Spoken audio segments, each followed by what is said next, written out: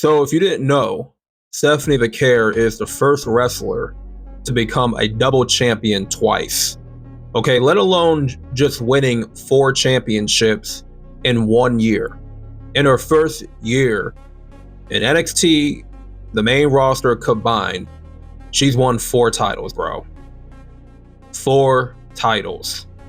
Been a double champion twice. The first ever 2-time double champion. I don't think that's ever going to happen ever again. And I don't think we going to get this type of rise with any, forget a female wrestler, with any wrestler, period, male or female. And this chick, she's had the rocket strapped to her mother effing back like I've never seen before. You know what I'm saying? Like maybe to the levels of Brock Lesnar. To the way that he was pushed all the way to the moon. You know, pretty much the same way that Kurt Angle was rocket strapped. But Kurt Angle and Brock Lesnar, they didn't win 4 championships in 1 year, the way Stephanie V did. And I really think when you go back to that Mercedes match back at, what pay-per-view was it? Forbidden Door 2024. That was the match that had the WWE's sights set on her. That was the match that got her foot in the door, that got her exposed to Shawn Michaels and Triple H. So, in a way, we can thank AEW.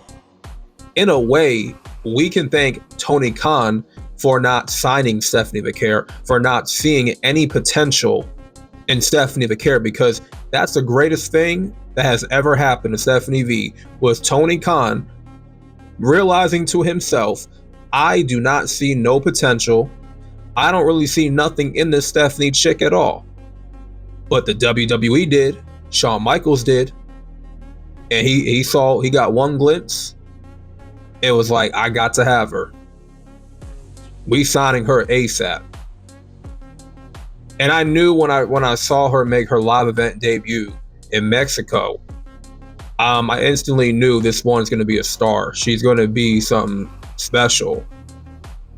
She's going to have the rocket strapped to her. I instantly knew that when she first got out on the stage at that live event. She has a star presence, and she looks sure of herself, confident. She executes moves very well, the way that Bret Hart used to. I don't think this woman is capable of having a bad match. I don't think she will. So far, she has been perfect inside the ring. And her English is getting better week by week. And I knew she was going to win the Crown Jewel Championship, because if we're being honest, that match, whoever was going to win that match, it had to be based off who made the most impact on the main roster. Who has improved leaps and bounds? Was it Tiffany Stratton or was it Stephanie Vaquer? And in my opinion, Tiffany Stratton has regressed as a performer. She has a good look. You know, she's good in the ring, athletic. But to me, she's just not doing it. She's not quite living up to that standard. And to me, she's regressing. But Stephanie V instantly measures up to that standard, and she immediately gets it. Like, I don't think she can have a bad match. I really don't. And I think we're going to see better things from her. And she just needs really good opponents. She needs really good challengers to step up to her. And when she was being interviewed by Jackie Redmond, I was like, okay, I don't want to just hear her talk about how this is my dream. I'm living out my dream. It's coming true. I'm so proud and blessed to be a double champion. I don't need to hear all that unless somebody is coming out to her face and challenging her for that title. Because Stephanie V needs challengers. You got a lot going on in the Raw women's division, but your world champion needs an opponent. And I like the route that they're going with, giving Roxanne Perez a crack at Stephanie V's title. So we already know that's going to be an amazing match. Roxanne Perez can go. She's very good at her age, and Stephanie V has already been proven to be a master at her craft this early. And I just don't see her botching any moves, man. I really don't.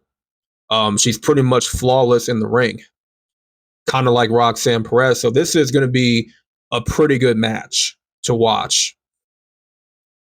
And yeah, this woman has just had a very fast rise. You know, if it wasn't for Naomi getting pregnant, it's like I don't think they would have strapped the rocket to Stephanie this soon. I think eventually she was going to win the title, but it was going to happen later at a later date.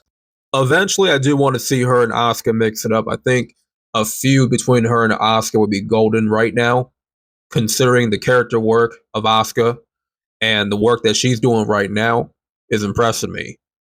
I want to see her and Bayley mix it up with Bayley's, unhinged character, her double personality gimmick.